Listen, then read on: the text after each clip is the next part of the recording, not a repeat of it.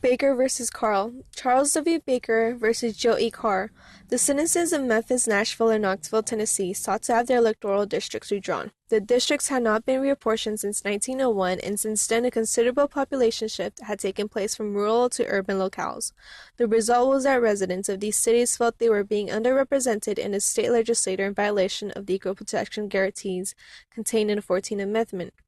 This took place in Washington, D.C. on March 26, 1962, due to election issues.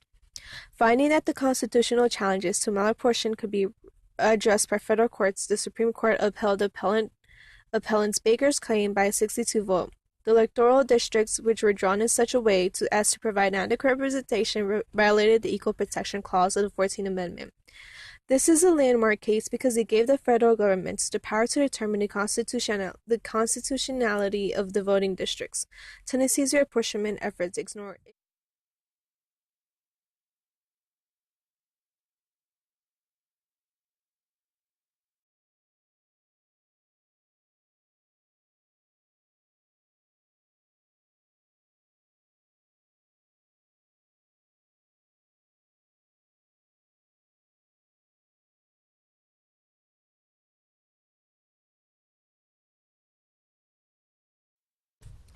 Reynolds originated in Alabama, a state in which had especially loop-sided districts and which produced the first judicial mandatory redistricting plan in the nation. M.O. Sims, for whom the case is named, was one of the resident tax-paying voters of Jefferson County, Alabama, who filed suit in federal court in 1961 challenging the apportionment of the Alabama legislature.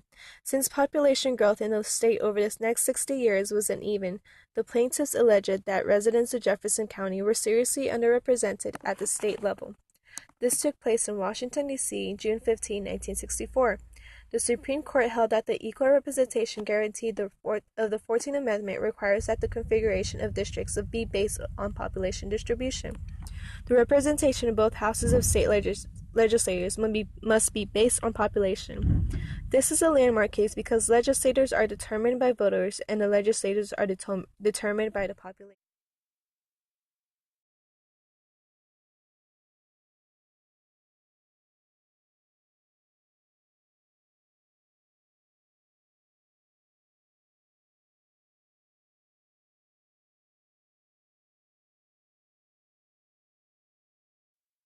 James P. Westbury was the appellant and Carly Sanders the appellee.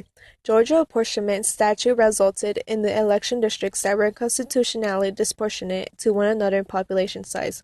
Georgia wanted equal votes in order to equal another population. It happened in Washington, D.C. on February 17, 1964. This topic of court cases falls under the election issues of reapportionment, the redistribution of representation in a legislative body. Reapportionment is not a political question. Qualified voters may elect Congress.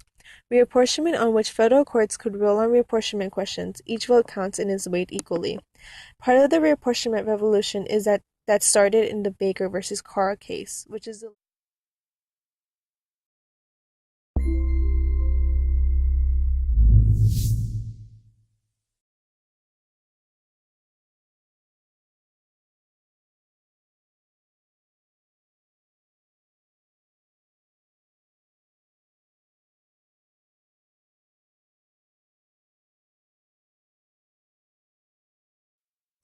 Shelby County versus Holder, 2013. Case background: Attorney General Holder, respondent, Shelby County, petitioner. Shelby County states that Congress is exceeding their power to enforce the 14th and 15th Amendments and violating the 10th Amendment in Article 4. Another county states that these restrictions subject them to double standards and infringement. This happened in Alabama in 2006. This falls under civil rights and election issues because these restrictions impede a person to vote and gives more power to Congress over the people. The Supreme Court ruling was that Section 4 of the Voting Rights Act is unconstitutional and its formula can no longer be used as a basis for subjecting jurisdiction in preclearance.